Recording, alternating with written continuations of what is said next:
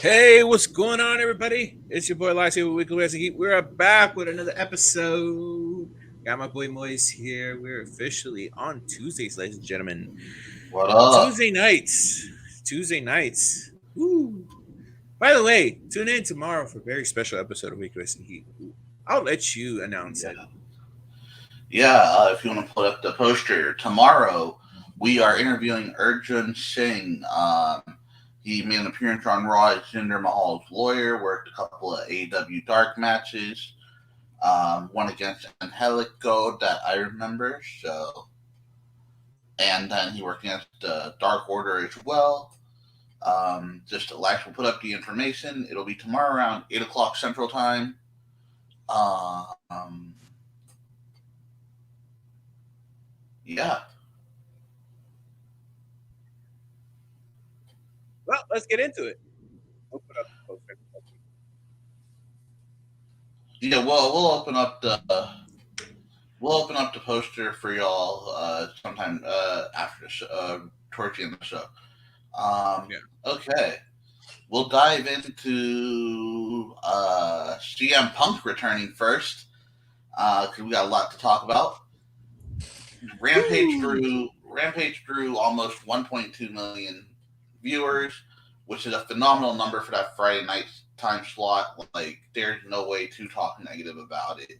It's a Friday 9 o'clock time slot. Um, it was on par with the NFL preseason game that was on. Um, it was exactly what we expected. He came out, cut a promo. They didn't even wait till the end of the show. They just drew him out there. He came back, said, 7 years, I'm back. Darby, I'll see you at All Out. And yeah, there's grown men crying, and yeah. What was your overall thoughts on? Because here's my overall thought of it. I thought it was done perfectly. They knew that if they didn't bring CM Punk out the first segment, that the house was going to blow up. Yeah. A lot of people, including myself, weren't too excited about it because of the fact that we wanted to make sure it was true, and it truly, in my opinion, it was a very organic moment. That being that he's in Chicago, the pop was even greater. But I think if they would have been in any town, I think if it would have been in Houston, I think the pop would have been great too. Um, Yeah. which I mean, even Cornette like gave him props, and that's been AEW's biggest biggest Yeah. critique. Yeah, so it's like they did it perfectly. I big props, shout out to AEW for that one. They truly gave the fans what they wanted. Do you feel that that Darby Allen being his first opponent is a perfect thing to do? Yes, like, I'm wondering how they're going to go with this. Do I don't know if CM Punk's ready to work like a 20-minute match right off the bat. Hmm. So I'm wondering if they're going to keep it more in that 10 to 12 minute range. I think if you do 10 to 12 minutes, with entrances get to like that 15-minute mark. Let these guys just ball out. I think they can still give you a very solid match. So I think it's good. I would have liked to see Darby go over, but I don't. That's definitely not happening. I Um, don't know.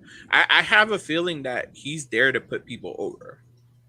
So if he loses to Darby, I think Darby's stock goes up a bunch. I think if you lose to Darby, you have to do a Darby Kenny next, and I don't think that's happening. Yeah. Well, we'll So see. It's a pretty interesting landscape. I honestly think, and I've said this before, I think honestly that was a good thing that AEW needed to kick boost into higher gear. Um, Hopefully they're able to capitalize on it. That's my main thing. Is if once you have a big moment like that, follow it up with another big moment.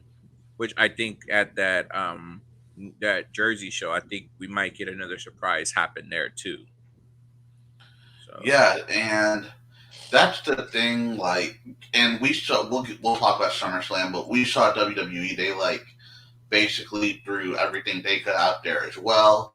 Some was received well, other was received negatively. Um, we'll dive right into that because other than that, on Rampage, there's nothing much we really need to talk about.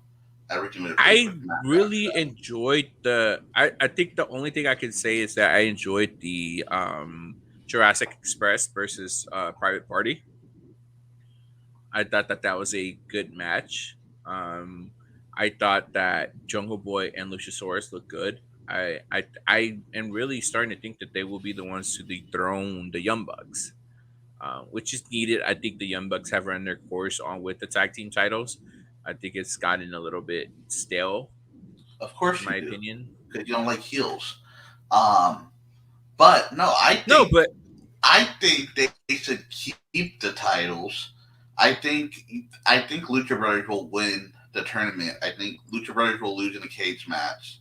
I think maybe the pay per view. Actually, I would hold off till the pay per view out to All Out. You know, if you're gonna do the Arthur Ashe Stadium, the tennis stadium, I think that would be a good place for them to lose it. And Jungle Boy and Luchasaurus didn't lose as many viewers as people thought they would, being the main event of Rampage. A lot of people thought the crowd would dissipate, but the crowd stuck mhm, through. So I definitely think you could have a Jungle Boy and a Luchasaurus like main event a show, and yeah. if they're gonna win the titles, you'll maintain your viewership. So okay, I agree with that. I still think that the way that things are looking, I think like I said, I ain't say win, but I think that Luchasaurus and Jungle Boy will be the ones to dethrone the Young Bucks. Um, Now, speaking of which, before we go any further, there is one person that on Friday becomes a free agent Yup, that has Adam been. Cole, baby. So we'll talk about his match in a couple of minutes. But do you think he's staying with WWE, or do you think that it's bye bye Adam Cole, go bye bye? I think he's staying with WWE, and I think he's going to be on the Raw side of things. Just from watching Raw yesterday, it seems like it's getting better. They're working on their mid card storylines. You saw that with Miz and Morrison. You saw that with Alexis Charlotte. You saw that with Jinder and his Bobby and boys. Jinder and his boy. Yeah, I'm talking mid card. I don't know. I don't think they need to do Bobby and Damien though. Not yet. Um, I don't know who you bring in place, but I don't think you need Damien to lose just yet to Bobby. yeah, I like it. I like the direction they're trying to take. I think, and I've said this a lot of times, WWE has always proven to kick it into high gear when they're put in a situation like they just got put in. Like CM Punk debuting, even though people might not admit it, but CM Punk debuting changed the landscape of wrestling in a sense because he is after 7 years, the dude still came back and still got one of the biggest pops in wrestling history. Yeah, um, we saw three huge pops this weekend. Three of Hmm. the bigger pops that I remember. Um, so yeah, we'll dive into the Adam Cole stuff on next week's show because we'll probably know where he is by then. Um, let's dive right into SummerSlam, or do you want to take over first? No, let's do SummerSlam. So overall, what was your full thoughts of SummerSlam? I would give SummerSlam a 7.5 out of 10. Um, I enjoyed the Edge versus Rollins stuff. I think there's a lot of matches on this card that could have been off the card. Like Alexa Yeah. and Eva, I think you could have done on Raw. I think you could have done the Mysterios and Usos on SmackDown. I think that would have easily saved you like 25 minutes in the show, you know? It was a 4 hour, 12-minute show. Um, Mm. so I think it was a little bit on the longer side. And yeah, so we opened up.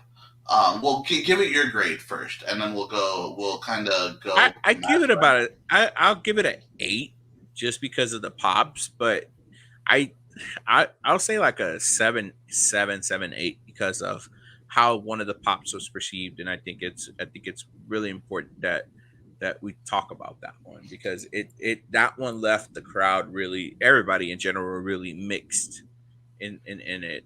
Um, so speaking of it, Becky Lynch returned when it was the SmackDown Championship match. It was supposed to be Bianca Belair versus Sasha Banks, and they announced that Sasha wasn't going to be able to compete, so they brought out Carmella, and then Becky Lynch came out with the pop. Um, Great moment, great pop. Um, then she challenged her to the match, and the match went 25 seconds. Yeah, So and everyone. So while it seemed like there's a big pop from what all the news sites and all the podcasts are saying from people that were there, Alfred Kanoa from and Issa from Wrestling Inc.'s podcast were both there, and they said while the general pop was explosive when she won the title, it was more of a awestruck moment. It wasn't a oh hell yeah Becky won the title. It was a oh what the fuck do we just watch? yeah, and I even me like I was watching, I was like, wow. Did you watch the show with Monty or did you watch this alone? I watched this alone. Okay, I was gonna ask because Monty's someone who's like in and out. I want to kind of see like what his reaction on it would have been. Um, but yeah, no, I was kind of the same way. I was watching with my pops who is in and out of wrestling, and he was like, "No," he was like, "It's cool, Becky got the title because you made a moment." But I'm more on the wait and see side of things on this, while you and some others were not very happy with the decision. If I had the booking pen in my hand, I would have had Carmella and Zelina attack uh, Bianca. Becky makes a save and have Becky turn on Friday. Yeah, well, see, this is what I said. Like, I was fine with the pop, which is great, phenomenal, but the way it was booked, like, Justin put it better in perspective. They protected the champion, and they protected Becky, so it was a protected win. But at the same time, it felt like Bianca was getting done dirty. It's so it like in the flip side of it, you build up your champion, you make her look good, you have her have this great WrestleMania moment, and then all of a sudden you make her lose in 25 seconds. Kind of takes credibility away from your champion. Um, but at the same time, you saw the seeds get planted there for a heel turn, which is one of the things that I saw. That since I guess Becky's supposed to be the heel in this, I'm guessing they're gonna prepare Bianca for that run again where she knocks down Becky Lynch. Or do you think differently? I think she's gonna. This is the way I would do it. If you're gonna keep the title on Becky, Yeah. have Bianca lose in a competitive match at Extreme Rules or wherever you do it. Keep Bianca off TV until the draft. Have her show up at the draft on Raw, win the title. I would honestly continue this going towards Survivor Series. If you're gonna, because she's gonna, I don't think, I don't think Becky, they're gonna steer away from Becky and Charlotte at Survivor Series. That's what they want. It's pretty, I think it's pretty obvious that's what they want to do. So I think both women have to hold the title till then. Yeah. I think it's going to be a good build up eventually. I just feel that the way that what I would have done if I was to book this, I would have booked a triple threat and just let Carmella take the pin. Like that was the easiest option to take the title away from Bianca without making her look kind of dumb. And and then it's the easiest way to put that heat on Becky. Like Bianca didn't lose the title, but she lost the title. Yeah, I definitely think that could work as well. Um, other than that, let's talk about the other return. And we're just jumping around SummerSlam. Brock Lesnar returns. It seems like they're going to do this at Crown Jewel. I think I think we're gonna get Brock Lesnar versus Roman at Crown Jewel, which I'm not too mad about because I did want to see Brock Lesnar, but I want to see Brock Lesnar if this is gonna happen, which is this is what I'm thinking. They're gonna take the title off Brock Lesnar. Heyman's gonna turn on Roman, and it's gonna lead to Survivor Series where you might actually get the dream match of Bobby versus Brock. Yeah, that would be a good way to book it. I actually agree with that. And you always get the title back on Roman before you do the stuff with The Rock, but it'll be weird to keep Roman heel if Heyman turns on him. That will also take a lot into effect. Or it could be that Roman stays heel because it looks like Roman is coming in as a heel in this, and Brock Lesnar's actually coming in as babyface. Yeah, but then So if we might Paul get turns, actually. but if Paul turns, then it's switched again. Well, no, even if we take Paul, if we keep Paul with Roman, I think that having Brock Lesnar has a face, we haven't seen that in a while. And it looks like when he came out, it looks like he was just genuinely enjoying the time that he was there. So What you could do is have Roman big league Paul Heyman for a couple of weeks. Like Heyman's going to introduce him and the Usos. Roman just takes the mic out of his hand. He's like, I can do this. And then Heyman's trying to help him during one of his matches. Roman's like, go to the back. I don't need you. Stuff like that. And then when Heyman turns, it's more of a sympathetic turn. And then you can do the Brock and Lashley. yeah. Have Roman Well, what? have Roman in a mid card feud with with fuck, I don't know who you put in there now.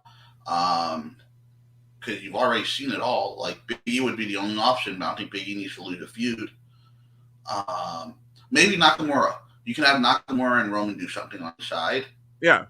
and then yeah, Yeah, I think it's a pretty interesting time. I think this weekend itself was pretty much a big weekend for wrestling. I mean, it kind of got overshadowed by CM Punk's return a little bit. Like, so some SummerSlam and Takeover didn't feel as special as it usually feels.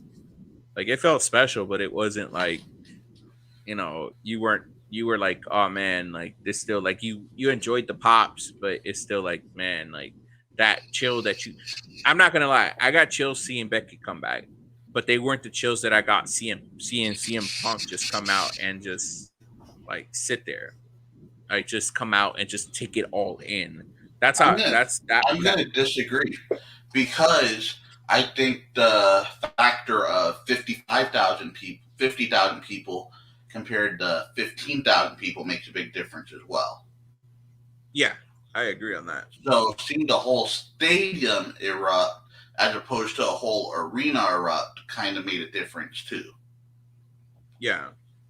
So there's something interesting that was posted today. So Booker T kind of like crapped on the whole CM Punk thing, and people got mad. I'm like, so basically, he said that CM Punk, the first thing CM Punk did was throw shots at WWE, and I'm sitting there I like, don't okay, think he did it. given. Well, he kind of did. I mean, he kind of like It wasn't it as wasn't. blatant as anyone else. Yeah, it wasn't as blatant. Like people caught the reference, but it wasn't like he said what is true. He left pro wrestling, went to sports entertainment, and came back to pro wrestling. And he apologized to the crowd, said, "Hey, if any of the decisions I made in my career had disappointed you, I understand." Like the main thing that was basically he said, "Hey, I left the environment that was making me sick, that was making me depressed, that was making me not happy with this, and that kept made me sick, and I found myself." That's what I took from it. Like as a general person, you feel that if you're not happy where you're at, if you're not happy in the place that you're working, what do? You find something else. Yeah, So there's you go get your there's ass beat in MMA. you find something else to do. I'm happy to see him back, and I I'll am leave it too. at that. And I'm not a big Punk fan, but he kind of got in my good graces with the promo. Um, yeah. Other than that, let's get into what else we So like. I I want to talk would. about Rollins and So Edge. I think that was the match of the night. yeah, I really do. Rollins Edge was the match of the night. The intro for Edge was great. I think that's one of the top SummerSlam entrances I've seen in a while. It's Like up a there with some of tribute the to the main Brood, entrances. a tribute to the Brood, and then going and then just blacking out and coming to his regular intro. That was perfect.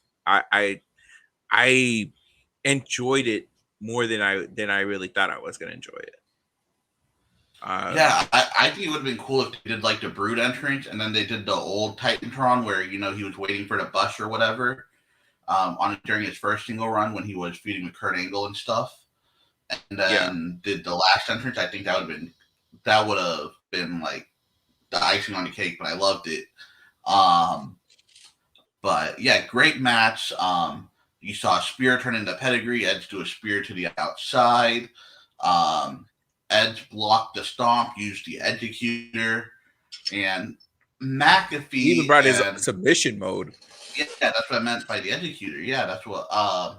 And then McAfee and Cole on commentary was perfect for it. Um, yeah, dude, Seth Rollins is hitting on all cylinders. I want to see Seth Rollins and Edge go into different things. I don't know where you go. I think a Seth and a KO could be fun, and I think a Edge and Sammy could be fun. I think that putting Seth against Nakamura would be fun, in my opinion. Yeah, because he's already beaten Paulo. Yeah, I can see that as well. I think it would be a fun match and a fun build because the way that Nakamura is King Nakamura and he's IC champion too. So, give Seth a chance to go towards the IC title. Yeah, and then I think some of the segments between Boogs and Rollins could be a lot of fun too. Boogs is super over, by the way. If you've Yeah, watched the last no, couple definitely, of definitely, uh, definitely. And then, no, even on SummerSlam when they just came out and did the just entertain the crowd. I enjoy seeing Pat McAfee with Nakamura and Boogs. Those three are a fucking a trio that are entertaining as hell. yeah, for sure, for sure. Um, what Roman and Cena? I think it was good for what it was. I think it was one of Roman's better matches of champions. It was exactly what I thought it was. Superman punches, spears, attitude adjustments. It was one of those matches where it's gonna be finisher, finisher, finisher. They're gonna do some playing to the crowd. It was exactly what I thought it would be. I enjoyed it. Then Brock Lesnar comes out, and him and Roman have a stare down. Paul Heyman looks like he just found his ex girlfriend found him again, and yeah, um, I want to talk about Priest and Sheamus as well. That was another highlight to me. I thought a lot of people were like, "Oh, they're not doing anything with Damian Priest," but then it comes back to what Triple H said. It's like you guys don't let a story build. If you don't see someone for a week, you automatically think he's off TV. Or if you don't see Yeah, him for 2 weeks, you think he's off TV. And you had Damian Priest win the title. You had him against a main event champion on Raw. I think they're doing very well with the Damian Priest booking. I would love to see McIntyre put him over too, and I think we might be headed that way. I think so too. I think that putting the title on Priest was a great choice by WWE. Um, it did seem that he did really take that bump that when he did the flip off the rope. I think he did kind of get injured a little bit, so he was still kind of walking wobbly leg through the whole match. But then on Raw, Um, he had like a 20-minute match and he was fine, so I think he's good. yeah, so it's just bruised up a little bit. So, but I enjoyed the match. I thought that Sheamus did a great job at taking the heel heat and also just playing to the injury, potential injury, and I thought that it was done perfectly in my opinion. I thought that match was a solid 8 out of 10. Yeah, what I'm scared they're gonna do with Priest is I think they're gonna feed Elias's comeback to him, and I don't want that because that's how you get the crowd to turn on someone. I I've Yeah, already seen in my head. I can see that promo where Elias is like, "You're a rock star. I used to be a rock star, and look what happened to me." And then Elias taking the title or taking a quick L, and that's how you get the crowd to turn on people. So I think you need to keep them away from each other. for a while. Keep them away from each other for a while. So I think it's a good thing. So, um, I what other match? Um, I thought the triple threat was actually better than expected for the Raw I Championship, I Raw think Women's Charlotte. Championship. I think Charlotte and Rhea delivered. Um, didn't really care for Nikki in it. Nikki just seemed like she was way out of place in it. And then I think on Raw they did a good job fixing it. I think her and Rhea as an oddball tag team could be fun for a couple of weeks, eventually turning Rhea again if you're going to go that route. Or if you're going to go the route of Nikki turning into Psycho again. I think it could work both ways. Have them tag together for a couple of weeks. Rhea brings out the crazy Nikki again, or Rhea just gets tired of Nikki's BS and she turns. Yeah, I Um, think so too. I think that I don't think she looked out of place. I just think the crowd isn't as much as they play to be too into the character as much I as just think Charlotte and Rhea delivered on a level that Nikki's just not at yet, if that's more fair to say. I can agree on that. I can agree on that. I think that Nikki still has some ways to go before she's on that level, but she can deliver when needed. You know what I'm Like getting I really felt that tired of, she though? what? I'm getting really tired of the same people who are booing Charlotte Flair bowing down to her after the match because they got suckered again and again and again. That's the That's how damn good she is. yeah, that's how good she is. Like all the people saying, "Oh, she only gets her success because of her dad." No, this woman knows how to work a crowd. She knows how to work a match. If you were to put her against any top person in the industry, doesn't matter, AEW, Impact, Ring of Honor, NWA, this woman will put on a five-star match with anybody. Even that 2 minute squash he had against Deanna before Deanna left was a good squash match. He let Deanna get her stuff in too. Um, yeah, it was only 2 minutes long, but she let Deanna get into armbar, like almost locking the armbar once or twice. Like she knows how to work. There's something Tommy Dreamer said a couple of months ago on Busted Open. He's like, he was talking about one of his matches. He's like, I do the cannonball on the outside where he runs the apron and does the front flip. He's like, I do it, but now I save it for pay per views. And that's how Charlotte is. She does the moonsault every week. This time on the pay per view, she did the corkscrew. And they Yeah, saved those spots. It's like Edge with the spear to the outside. We've seen it off a turnbuckle against Kurt Angle way back in the day. We know it's in his arsenal. The submission move. We know it's in his arsenal, but it's all saved. Seth Rollins' Inchiguri, where he acts like the leg is caught and then kicks him in the back of the head. The yeah, UFO by Cesaro. These workers have stuff in their arsenal that they only bring out on their big shows, and I like that. yeah. I enjoy that, and that's it. Tells you a lot how much she's grown in the industry because she listens to everybody that gives her pointers. You saw some of the stuff that she's done that Andrade does, like the back Elbow, elbow, moonsault. the flip to the moonsault to the flip, stuff like that. She takes and learns. I enjoy watching her on the mic because she knows how to control the crowd really good. Like it, her and Sasha Becky, the four horsewomen. Let's be honest, the four horsewomen have learned how to work the crowd, and that's Yeah. That's rare to see a group of four women to be able to work the crowd as good as they work it. And I am not a fan of this woman, but Naya is really getting there. Like I am not a Nia Jax fan, but she is getting the way she worked her hometown crowd, the way she worked the crowd last week when she was teaming with Charlotte. Naya is really getting there, putting the Rikishi moves in her arsenal, the always smacking her butt because she knows like yeah, some people are gonna get turned off by it and crack jokes about it, but I'm just gonna go out there and have fun, and it's getting there. I think if they're gonna go this way with the Shayna and Nia feud, I think it's gonna open Shayna up with it too. Yeah, I think this is what Shayna needs as well. I think that she's a great talent. I think that she needs that feud with Nia, that bigger person for her to beat, to get her back to her old ways. Um, I I I think those the Eva Marie Alexa Bliss match. Only thing I enjoyed was Dewdrop turning on at Eva Marie. I think we started to see the bubbly side or the better personality of Dewdrop, which I love. Piper Niven. Piper Niven's always been one of my favorite NXT UK wrestlers.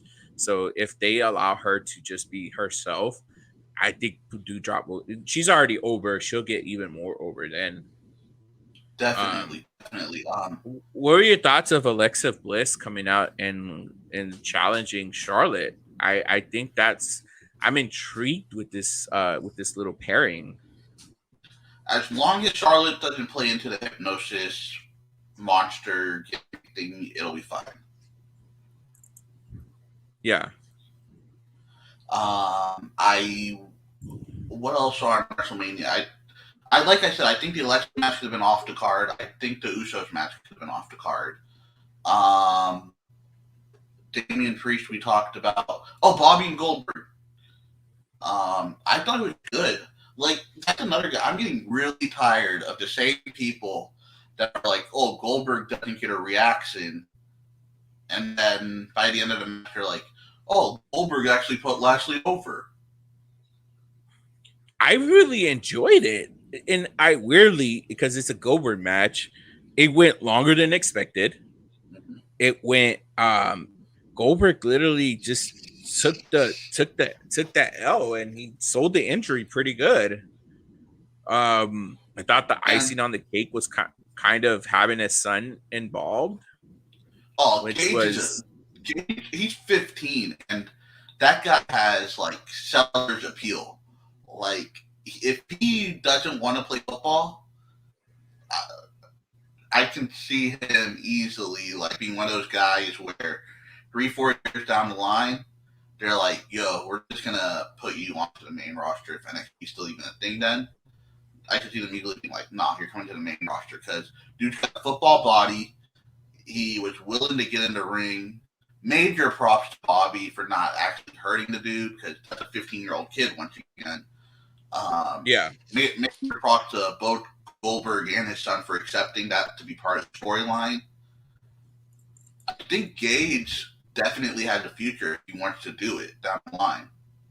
Yeah, no, most definitely. He has a potential. It's just like Dominic. Dominic had like before he started, he you saw the potential that he had. So I think them going this route, it opens up a lot of possibilities for him. Speaking of which, the Raw Tag Team Championship match was actually entertaining as well. RK Bro versus AJ and Omos. I Yes, really yes. enjoy. I really like the fact that they put the titles on RK Bro. It builds up to a lot of possibilities, and I think this time if they do separate the team, I think Riddle will turn on Randy. Yes, I could definitely see that. I think you should let it run. Like I don't know what they have in the books. Knowing WWE, they're playing it week by week. Yeah, But I think definitely let it run. I think Riddle and Orton versus the Usos at Survivor Series should be a lot of fun. Um, they're building up tag teams. You had crap on him all you want. You had Logan Paul in the back with the Viking Raiders. shows that they Yeah. care about the Viking Raiders a little bit. Um, you have New Day there as well. You have Mustafa and Ali. You have or And Mustafa and Mansoor. Shore. Sorry, yeah.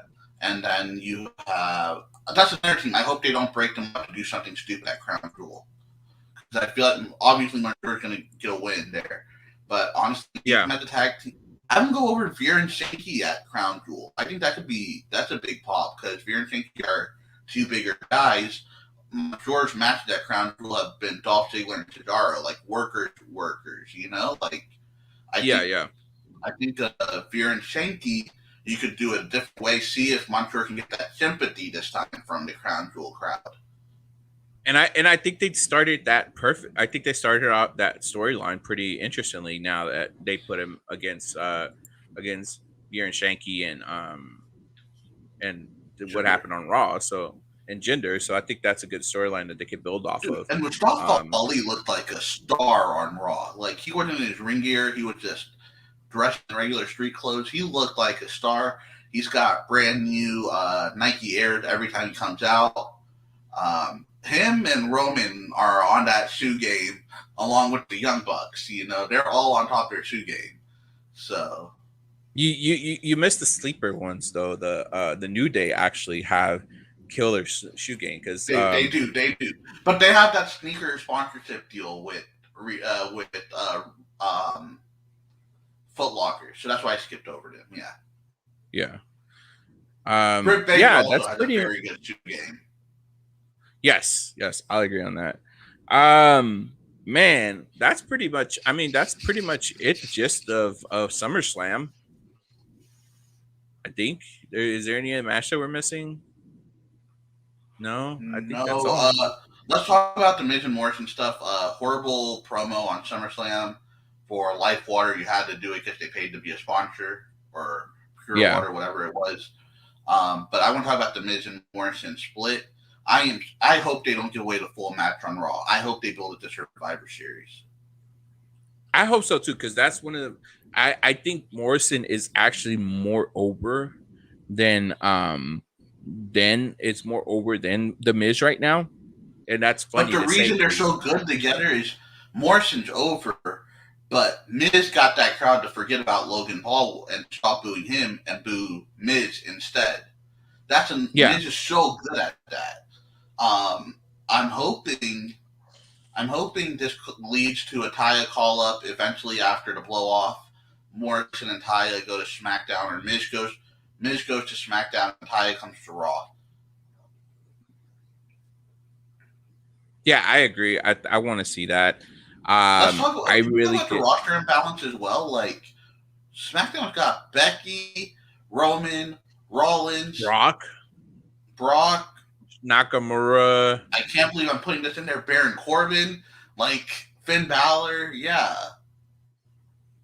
Yeah, they got the top A team. I think if we do have if when Survivor Series comes around, I think SmackDown is the clear winner. If they, because think about the team, the if it's even if it's just because it won't be the Roman and it won't be the Usos if they keep the titles till then. So you look at it, it's Finn, it's Edge, Rollins, uh who else? Like Finn, Edge, you got Rollins, Nakamura. Well, Big no, it won't E. be You'll Nakamura. probably do Big It's E Big E, and and then you KO, probably have KO. So and that then yeah, Raw will probably Ross, be AJ almost, no. Oh yeah, AJ almost Drew. Drew, uh,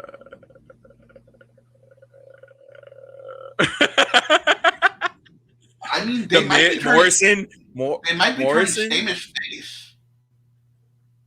Yeah, even or it doesn't matter. Survivor Series is faces and heels against each other. So, but still, like the clear stack roster right now leans towards SmackDown. But I will say, as much as I'm crapping on the roster imbalance, if on Extreme Rules your two filler world title matches before Crown Jewel are Bobby and Sheamus and Roman and Finn, I'm still happy with that. Yeah, Sheamus and Finn both can take a loss. Yeah, that's true.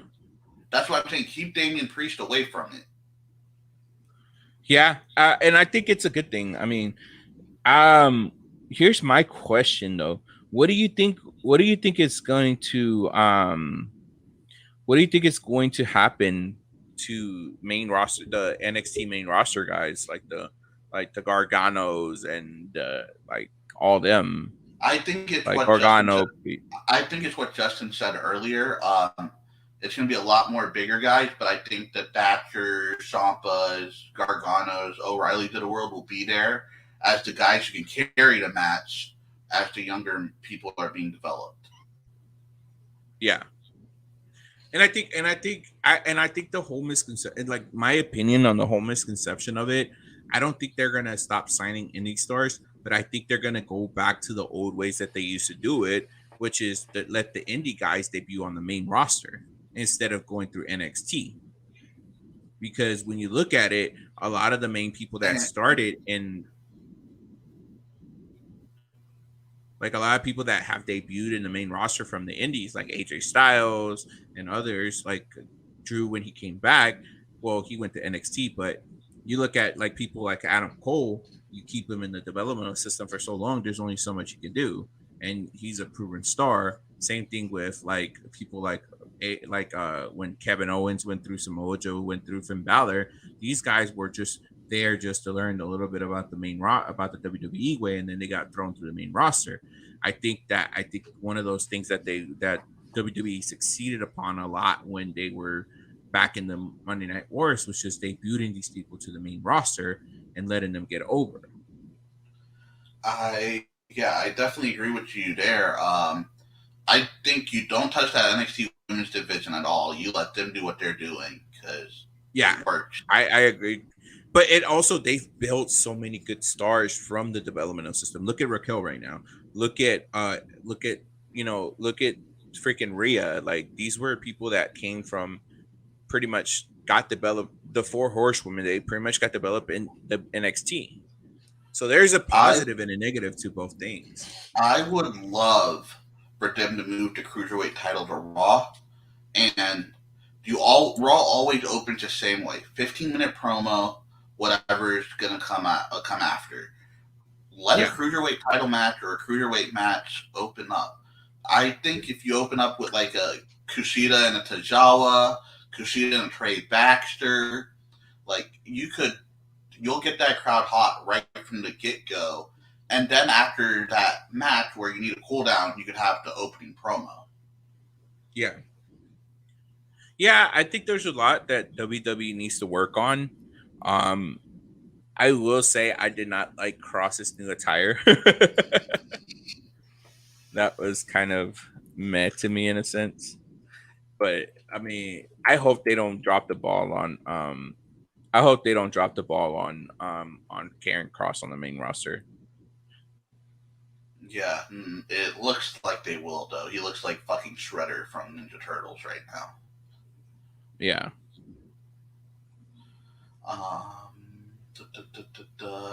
Takeover. Yes, takeover. This like since it was such an easy card, we can just go through everything. I thought Grimes and LA Knight had their best match of the series. Killed it.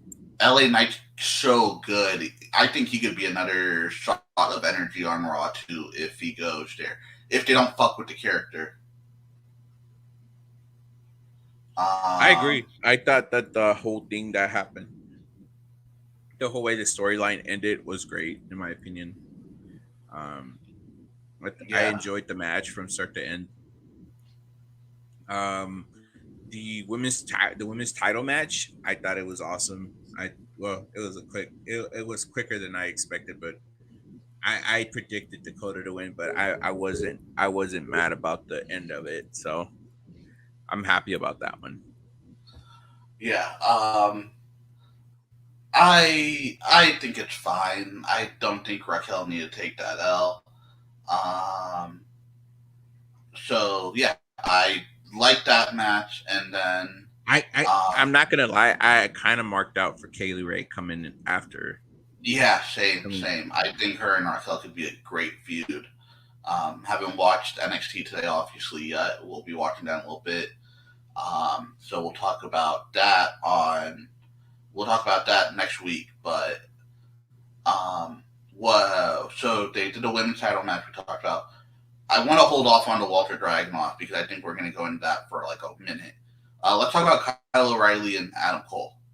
Um, a lot of fans have said that Kyle O'Reilly won, but I was happy with it. It's what you have to do if Adam Cole is leaving. You put the next guy over.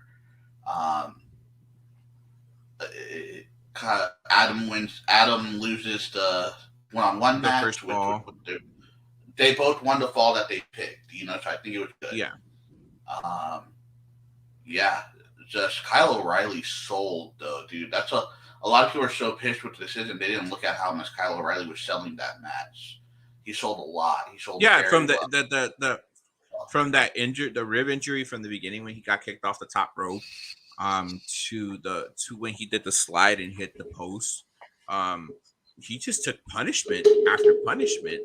Like he took like even Adam Cole sold that freaking was it? Yeah, it was Adam Cole that sold There's a, the trash can unconnect your mic spot. really quick. There's a lot of feedback. Unconnect your mic really quick. Hold on.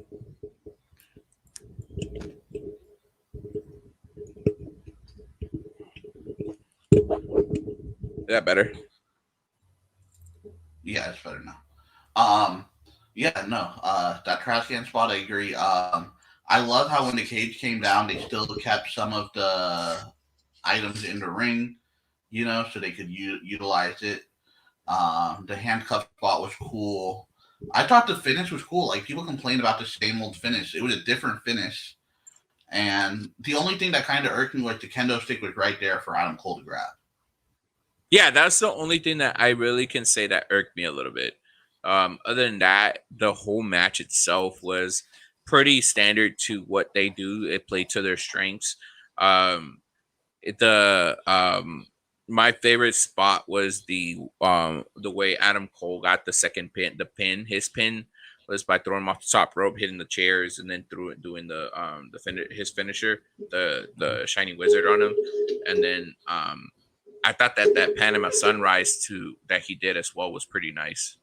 Um, and the ending of it was pretty legit. Specifically how he sold the two super kicks and then just tricked him into getting into the submission while handcuffed. So I thought that was a good moment for Kyle O'Reilly.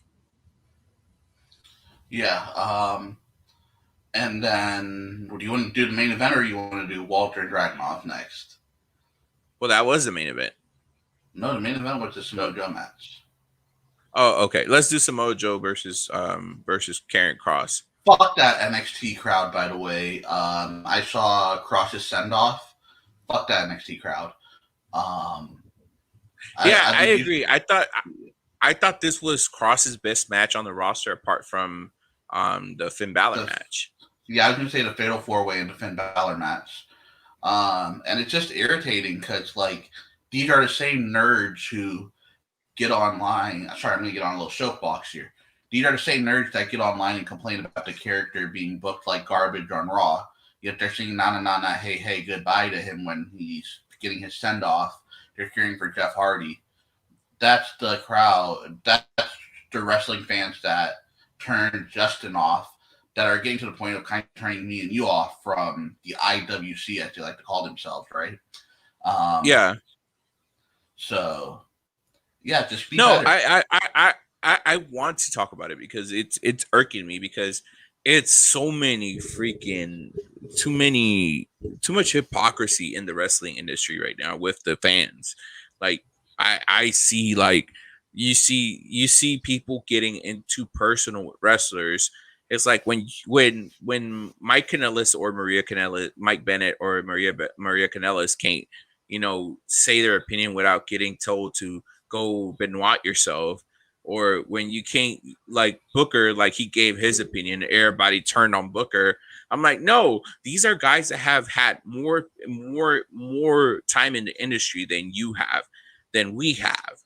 They did their Mark stuff. Henry, when he first debuted on AEW, everyone's like, he's talking crap about WWE. I'm like, dude, after that, he made SmackDown his show of the week still like 2-3 times after that.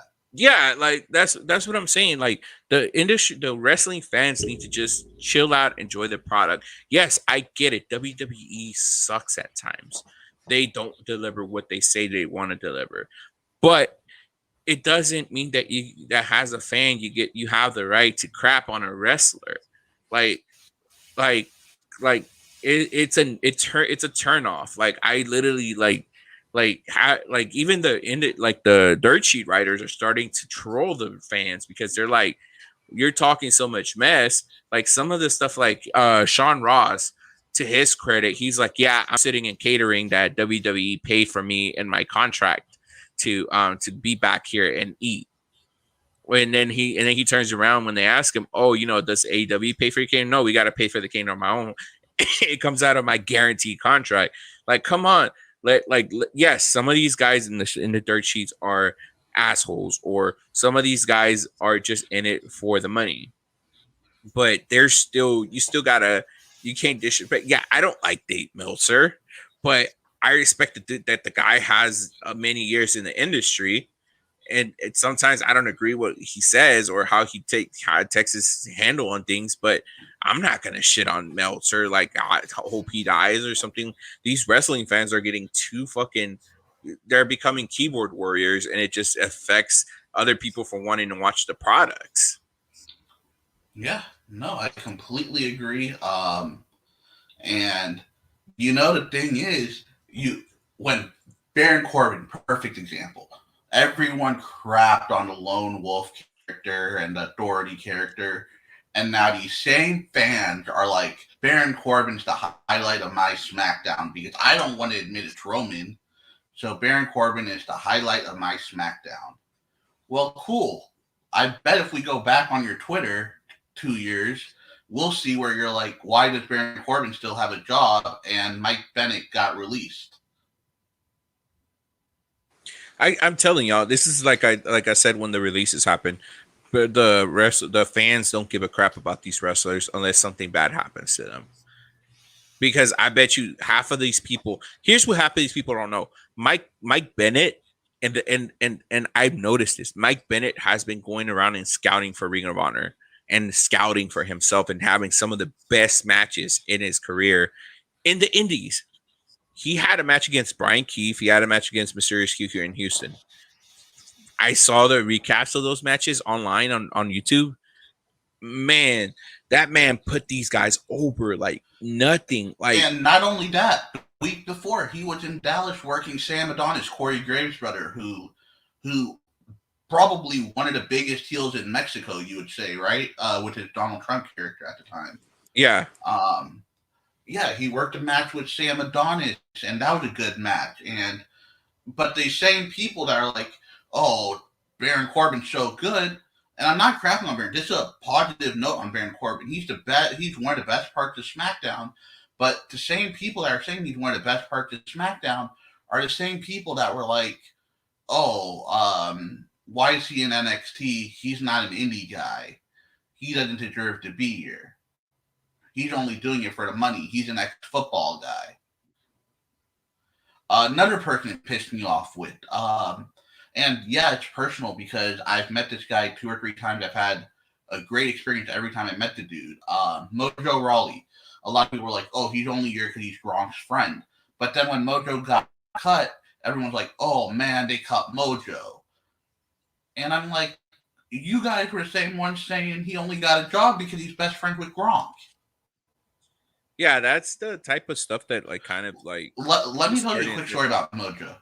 So Mojo, if from back when he was employed with the company, he did a lot of their media days. You always saw him at the Be a Star campaigns.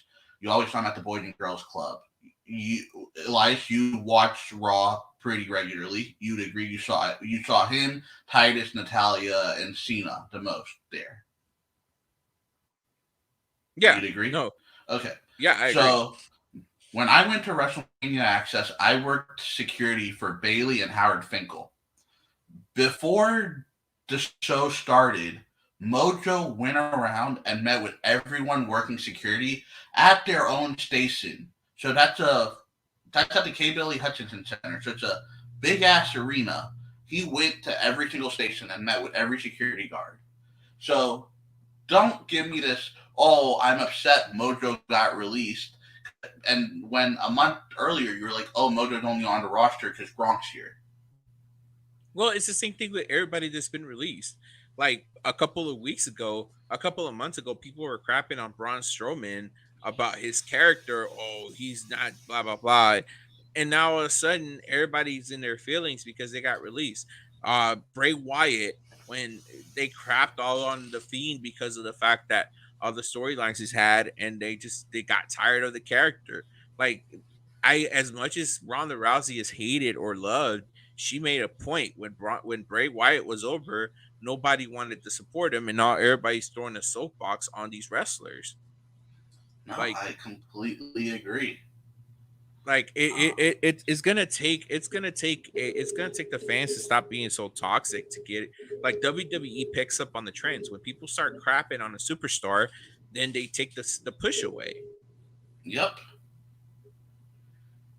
That's how it works with WWE. Unfortunately, like nobody got behind Mike and Maria Kanellis, so they weren't over as people thought. And guess what happens? They get taken off TV. Look at Zia Lee. Zia Lee was on damn near the top of the women's roster in NXT. People hated the Tian Shaw gimmick, and now she's not on TV. Yeah. Um, no, it's just, yeah, I completely agree. Karen Q, they had job out a couple of times, and now she is Tien Shaw, and no one cared for Karen Q. So now they're like, oh, this Tien Shaw character is garbage. Man, let the girl work the gimmick. Yeah, let them work the gimmick. It was starting to grow on me. I mean, in my opinion, Well, not as much as only people that, crap like on it. it was the first example I gave. Elias Baron Corbin was known as the most hated guy by the IWC because he would Yeah, always take shots at us in the promo. And I say us because, as much as we hate to admit it, we are part of the IWC. He would yeah, come out there and be like, I don't come out here to appeal to you wrestling nerds. I come out here to make money. Guys, if he didn't love the business, he wouldn't be in it for this long. yeah, And you know how you know he loves the business? Because he's working his fucking character, gambling at casinos in his fucking white t-shirt with a stain on it. yeah. He's working the gimmick. He's living the gimmick. If I was going to Vegas and that was my character, I'd be like, sorry, Vince, I'm getting a haircut right after the show, and I'm going to Vegas, and I'm going to go play. This guy kept his Okay. white shirt on, his ugly ass beard, his ugly ass hair. No offense, because, but, and he just stayed in character. Yeah, but okay.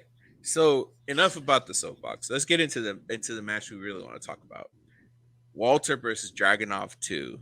Oh, Ah, Walter still has, apart from Keith Lee, Walter still has some of the hardest stiff hits that you've ever seen, in my opinion. Walter, when he open hand smacks all, when he does the drops in the corner, Dragunov's up there too. By the way, um, Hmm. these guys beat the hell out of each other. Um, Elias, I know you said you liked it better than the first match. I preferred the first match by a little bit, but I enjoyed the hell out of this match too. Don't get me wrong. I really The think, I really think, I really think that this match is contender, one of the matches for contender match of the year. Yeah, no. And these guys beat the fuck out of each other. They fucking look at Dragunov's body after the match. You know, look at Walter's body after the match. I want to see where they go with Walter. He has said he doesn't want to work in the states. So maybe do a couple of weeks on NXT, go back to NXT UK, come back for a couple of weeks like Pac is doing in AEW. Maybe he'll do something similar to that. I don't know where they're going to go with him. Where do you think they go with Walter after this? I don't know. I honestly, they probably put him in another feud with Imperium against.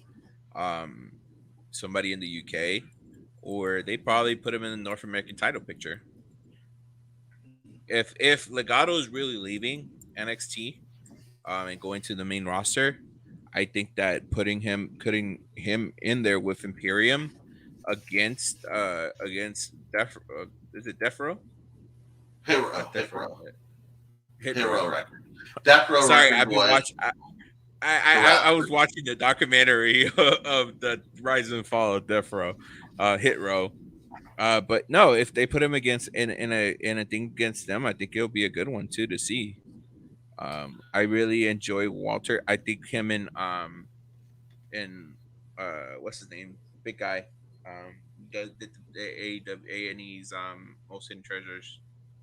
Oh, Uh, AJ Francis, another one that the crowd is AJ, slowly getting away from, and it's really starting to irritate me because yeah, they just if now him found and out A, he's a football player, which is really irritating yeah, to them. but still, like if him and AJ Francis had a program together with Hit Row versus Imperium, I think it would be a great thing to do.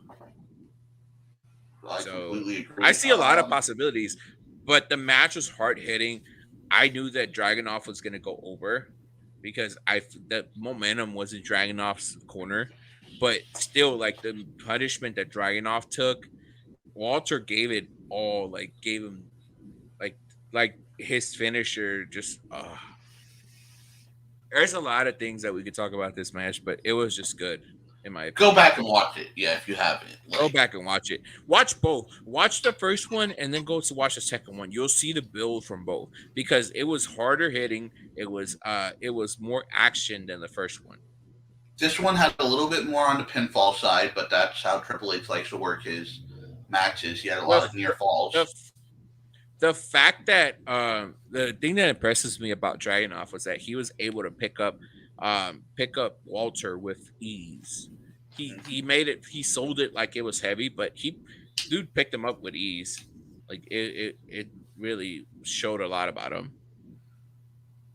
So I enjoyed it. I really think that was a 5-star match. I really think that that's a contender for match of the year. Did AW Meltzer give has his had rating some, yet? not yet. I haven't seen anything about it. Um, Okay, okay. Um, no, AEW had some great matches. The Young Bucks versus Kenny and Hangman will be up there. The um, any match with Penta, yeah, like they'll have matches up there too. But that's what irritates me when people are like, "Oh no, this match was better." Like, dude, why can't we have more than five-star matches? I want all my matches yeah, to be 5 stars. it's like hookah. Let's throw a hookah reference out there. It's subjective to each person's taste. It's always about the way you make your own bowl, the way you make it to your style. Wrestling goes to this the same way you could put about wrestling. I enjoy AEW, but I love NXT because the uniqueness of the matches they have. Mm-hmm. Yeah, Does you loved Raw Underground. You were the biggest component for it. That's like you like Mint and I don't. I I like love I love Mint. Mint? And no, he wasn't a big Raw Underground component. None of us were. Uh, No, it was just wrestling is to each person's taste. I enjoy NWA. I enjoy Ring of Honor. I enjoy Ring of Honor. I enjoy Impact. Some people don't. That's okay. Like the main point is enjoying. I think the wrestling industry is thriving with every promotion doing something positive. Like regardless of the releases that has happened, some of these guys have found their new niche. Look at freaking Matt Cardona. Matt Cardona threw a tribute, or I don't know if it was a tribute or a shot towards Vince McMahon at the last GCW event. Came out in all black with the freaking Durag. um, do rag. It's wrestling is at its highest peak that it's been in years, and this started way before CM Punk came back. So it's a good thing now that CM Punk's back. It's made elevated AEW a little bit more. Let's, and I think it's gonna push the rest of the promotions, including WWE, to do their best work. So I am excited to see what's next for AEW, WWE, Ring of Honor. Even Ring of Honor has stepped it up. The match that they had, the main event this weekend was la facción ingobernable versus Bandido and and fuck, I forgot who was his partner, but from what I heard, I need to go back and watch it. But it was a great match. Like, look at Triple A, like the freaking match between Kenny and Andrade. Was it perfect? No, but it did real good. Diana Perrazzo versus Apache, like that was another good match. You look at the six Um, man tag team match between the Lucha Bros um and um and Brian Cage and Horace and all these other guys. Like, it shows you the how much wrestling has progressed in the last 5 years. yeah, you've been Impact with what you call it, how they developed Brian Myers' character, how they developed Big Cass looks like one of the biggest monsters in the world there. Um, Going by W. Morrissey, the fucking confused cowboy, dude. They've there's talent everywhere right now, and they're Yeah, striving. You know, so let them strive. and look at New Japan. That New Japan has New Japan strong in the states. They're touring. They're going to be in Dallas soon. FYI. Oh, oh, one. MLW So can't get their Dallas show, so I was pretty upset about that. yeah, They moved to February, yeah. Um, but yeah, that's pretty much it. We went an hour and 7 minutes, not too long, with how crazy of a week this was. Elias, you want to pull up that poster tomorrow? Please, guys, join us for our interview with Arjun Singh. Um, we'll be on Facebook. Elias, let's reach Facebook out and our to official Twitch. yeah, and our official Twitch. Both links are on the poster right there. Posters on our Facebook and our Instagram. Um, Send us some questions, guys. Like, this is a big get for us. If this goes well, maybe he'll put in a word with some other talent working dark, and we can go from there. Yes, sir. Let's get it. Join us tomorrow as we come back with a special episode of Weekly Wrestling Heat. I think that's pretty much it. I'm gonna get back into watching the final of this Hit Row versus Legado, which is from what I've been watching is pretty good. Um, so AJ Francis looks really good, by the way. Yeah, I'm, But I'm yeah, about to go on either right now. way, from 8 o'clock all right. tomorrow So on the dot. 8 o'clock tomorrow on the dot. So join us tomorrow as we come back with another episode of Weekly Wrestling here. Always remember, we made a schedule change as well. So we'll be back instead of Thursdays, we'll be back on Tuesdays at 8 o'clock. 7:30, 8 o'clock, just depends. But our schedule change will be on Tuesdays now instead of Thursdays because we want to be able to cover everything that's happened this week on the week. So we'll start on Tuesday and go to Friday for Rampage and SmackDown. We're gonna start covering a little bit more SmackDown and Raw now that they're all getting interesting, even more interesting. So we'll be back. All right, ladies and gentlemen, peace. Bye.